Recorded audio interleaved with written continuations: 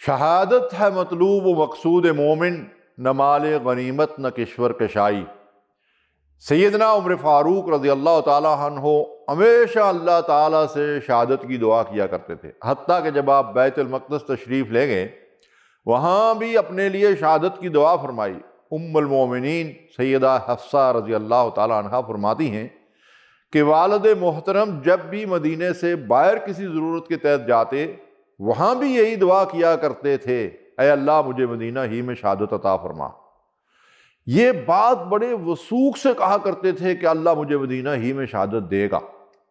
فجر کی نماز کے دوران سورہ یوسف کی تلاوت کرتے ہوئے آپ رکعت میں آ گئے، عین اسی وقت حضرت مغیرہ بن شعبہ رضی اللہ تعالیٰ عنہ کے مجوسی غلام ابو لؤلؤ ملعون نے زہر میں بجھا ہوا خنجر آپ کے پیٹ میں پیوست کر دیا۔ امیر المومنین رضی اللہ تعالیٰ عنہ گرتے ہوئے یہ کہتے ہیں، حسبی اللہ لا الہ الا هو علیہ توکلت وہو رب العرش العظیم۔ حضرت عبد الرحمن بن عوف رضی اللہ تعالیٰ عنہ نے آگے بڑھ کر نماز مکمل کروائی۔ مسلمانوں نے 22 لاکھ مربع میل کے حکمران کو اٹھا کر گھر پہنچایا۔ زخم اتنا گہرا تھا کہ جو کچھ کھاتے کٹی ہوئی آنتوں کے ذریعے باہر نکلا تھا۔ کچھ دن زندہ رہے، لیکن وفات سے قبل جب بھی نماز کا وقت آتا اور آپ کو یاد دلایا جاتا تو آپ فوراً ہوش میں آ کر فرماتے، لا حظ فی الاسلام لمن ترک الصلاۃ، تارک نماز کا اسلام میں کوئی حصہ نہیں۔ آپ رضی اللہ تعالیٰ عنہ کے نزدیک نماز کے بغیر اسلام کا تصور محال تھا۔ خلفائے راشدین اور صحابہ کرام کا بھی یہی موقف تھا کہ نماز کے بغیر ایمان اور اسلام ممکن نہیں ہے۔ آپ کو اس بات کی سخت تشویش تھی کہ آپ کا قاتل کون ہے۔ جب معلوم ہوا کہ ایک مجوسی آتش پرست غلام آپ کا قاتل ہے تو آپ نے اطمینان کا سانس لیا اور فرمایا، الحمدللہ کسی مسلمان کے کاندھے پہ میرے قتل کا بوجھ نہیں ہوگا۔ آپ سنت رسول سے اس قدر محبت فرماتے تھے کہ شدید زخمی حالت میں بھی جب ایک نوجوان آپ کی تعریف کر رہا تھا اور اس نے آپ کی نیکیوں اور حسنات کا ذکر کیا تو آپ نے فرمایا، اللہ ان خدمات کو قبول فرما لے تو میں کامیاب ہوں۔ پھر اس نوجوان کو تلقین کی، اپنا تہبند ٹخنوں سے اوپر کر لو۔ سبحان اللہ، آپ نے حالت نزع میں بھی سنت کی پابندی کی تاکید فرمائی۔